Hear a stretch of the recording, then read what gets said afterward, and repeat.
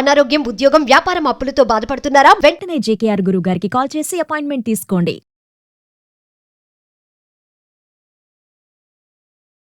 నమస్తే, welcome back to Suman TV. ప్రస్తుతం మనతో పాటు ఉన్నారు కేరళ జ్యోతిష నిపుణులు, life coach, money skills, law of attraction, date of birth లేని వారికి పుట్టుమచ్చల శాస్త్రం, ప్రశ్న శాస్త్రం, హస్తరేఖల ద్వారా జాతకాన్ని తెలియజేయగలిగే బ్రహ్మశ్రీ డాక్టర్ జేకేఆర్ గారు ఉన్నారు. గురుగారితో మాట్లాడదాం.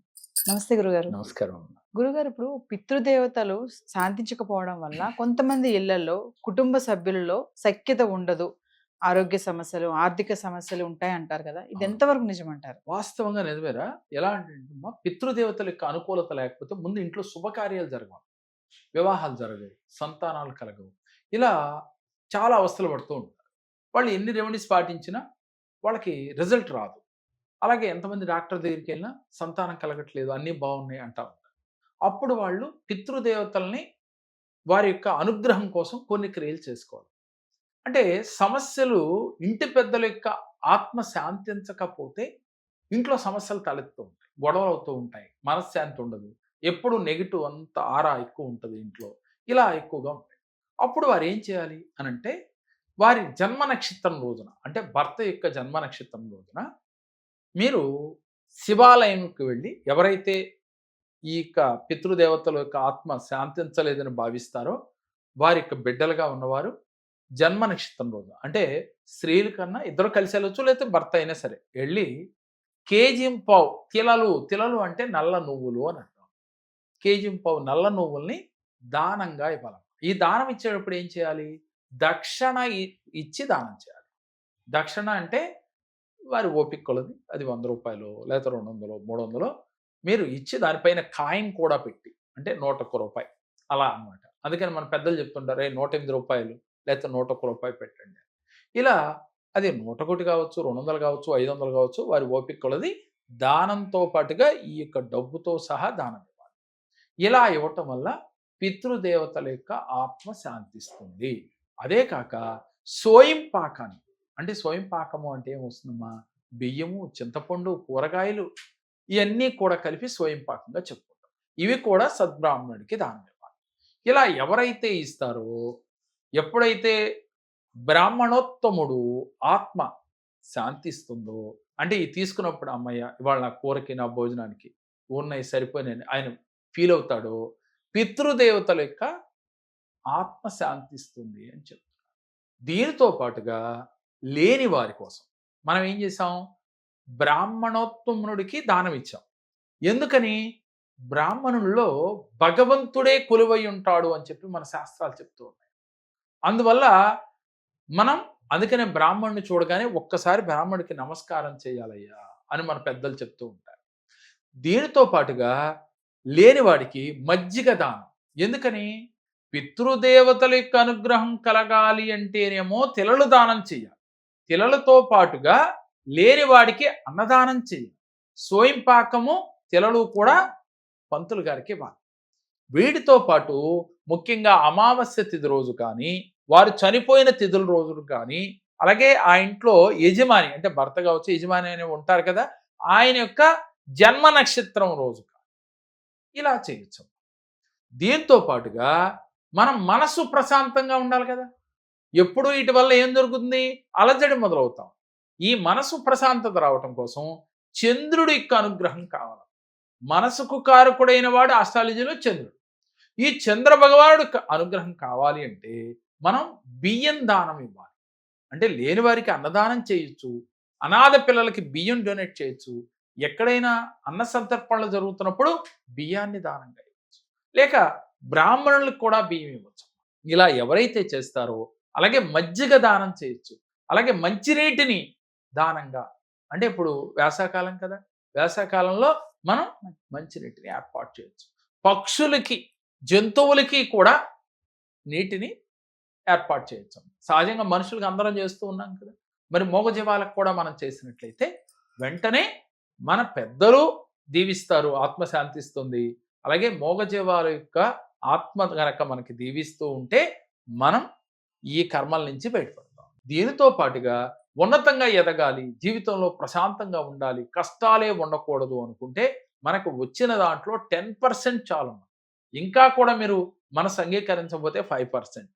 ఇలా అన్నదాన కార్యక్రమాలకు కానీ, ఇలాగే మనం మజ్జిగ దానంలో కానీ, అలాగే లేని వారికి, అలాగే ముఖ్యంగా అనారోగ్య సమస్యలతో ఉంటారు కదమ్మా, ఎక్కడ గవర్నమెంట్ హాస్పిటల్లో లేని వారు డబ్బులు లేక గవర్నమెంట్ హాస్పిటల్లో జాయిన్ అవుతారు చూడరా, అలాంటి పేషెంట్లకి మీరు అన్నదానం చేసిన, వస్త్రదానం చేసిన, అలాగే ఫ్రూట్స్ను కానీ పంచినా కూడా మీకు శీఘ్రమే ఫలితం వస్తుంది. అంటే పెద్దల దీవెన పొందాలి అంటే మనం వృద్ధులకి చేయాలి. ఎందుకని? పెద్దవారిని మనకి కాలం చేస్తున్నారు కాబట్టి వృద్ధులకి మనం వస్త్రదానం, అన్నదానం చేసినప్పటికి కూడా అలాంటి ఫలితమే వస్తుంది. వీటితో పాటుగా ప్రతినిత్యము కూడా మనం సంకల్పం చేయాలమ్మా. ఏమని? పితృదేవతలకి వాళ్ళు చనిపోయిన తిథి రోజున వారి ముందు ఇష్టమైన పదార్థాలు పెట్టి మనసులో సంకల్పం చేయాలి. చేసి వారి పేరు తలుచుకుని లేని వారికి వస్త్రదానం, వారి పేరు తలుచుకుని అన్నదానం చేయాలి. ఇలా చేసినట్లయితే సద్బ్రాహ్మణుడికి ఇందాక చెప్పినట్లుగా స్వయం పాకం ఇలా ఇస్తే ఈజీగా పితృదేవతల యొక్క అనుగ్రహం కలుగుతుంది. కలిగి మీ ఇంట్లో శుభకార్యాలు జరుగుతాయి.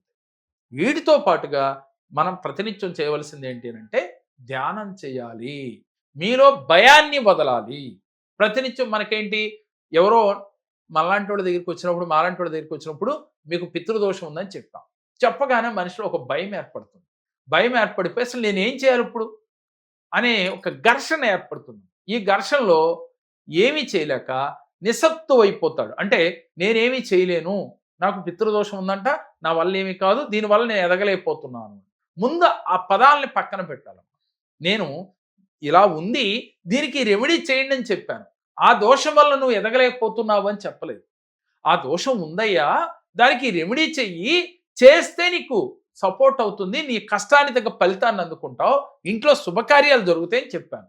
అంతేగాని నువ్వు అది చేయకపోతే జీవితంలో ఎదగలేవు అని చెప్పలేదు. అలా చెప్పకూడదు కూడా. మీరు కూడా అది నమ్మకుండా మీరు ఆ రెమెడీ చేస్తూ పాజిటివ్గా ఆలోచిస్తూ పాజిటివ్గా ఉంటూ ప్రతినిత్యము కూడా నేను ఏదైనా సాధించగలను, నేను అనుకున్న విజయాన్ని నేను దృఢ విశ్వాసంతో చేస్తాను అనే ఒక దృఢ సంకల్పం మీలో ఉండాలి. అది ఉన్ననాడు ఇలాంటి రెమెడీ చేస్తూ ఈ దృఢ సంకల్పాన్ని మీరు పెంచుకుంటూ ఎదరికెళ్తూ ఉంటే జీవితంలో ఇలాంటి కష్టాలు వచ్చినా కూడా మీరు ఈజీగా బయటపడగలుగుతారు. కష్టము రావటం కేవలం గ్రహాల యొక్క అనుకూలత లేకపోయినా, పితృదేవతల యొక్క ఆత్మ శాంతించకపోయినా, లేకపోతే వాళ్ళ ఘోషకు గురైనా కూడా మనకి కష్టాలు వస్తూ ఉంటాయని మన శాస్త్రాలు తెలియచేస్తూ ఉన్నాయి. అయితే వీటితో పాటుగా మీరు అది ఉన్నవని భయపడితే మరీ ఎక్కువ కష్టాలు వస్తాయి. నేను అదే చెప్తూ ఉంటాను, ఇది ఉంది, అమ్మో నేను ఇంకేమీ చేయలేను అనుకోవద్దు. ఉంటే ఉన్నాయి, ఏమీ కాదు, దానికి రెమెడీ చేశాను, అది క్లియర్ అయ్యింది, నేను ఇప్పుడు దృఢ విశ్వాసంతో నమ్మకంతో ముందుకు వెళుతున్నాను, నాకు ఏ సమస్య నన్ను ఇబ్బంది పెట్టదు అని మీరు ముందుకు వెళ్ళినట్లయితే వెంటనే రిజల్ట్ వస్తుంది తల్లి. చాలామంది మా దగ్గరికి వచ్చినప్పుడు వారి జాతకం చూసి చెప్పేది ఏమిటి, నాయనా నీకు ఈ సమస్య ఉంది కాబట్టి ఈ సమస్య ఉందని నువ్వు భయపడకు, భయపడితే ఇంకా వెనక్కి వెళ్ళిపోతావు, నువ్వు చేయవలసింది ఇది, ఈ రెమెడీ చేసుకో, ఈ సంకల్పం చెయ్యి, ఇలా మెడిటేషన్ చెయ్యి, ఇలా నువ్వు చేస్తే జీవితంలో నువ్వు ఉన్నతంగా ఎదుగుతావయ్యా అని వివరించడం జరుగుతుంది. అలా ఎంతోమంది మా జ్యోతిష్యానికి వచ్చి, కేరళ జ్యోతిష్యానికి విశేష ఫలితాలు పొందారు.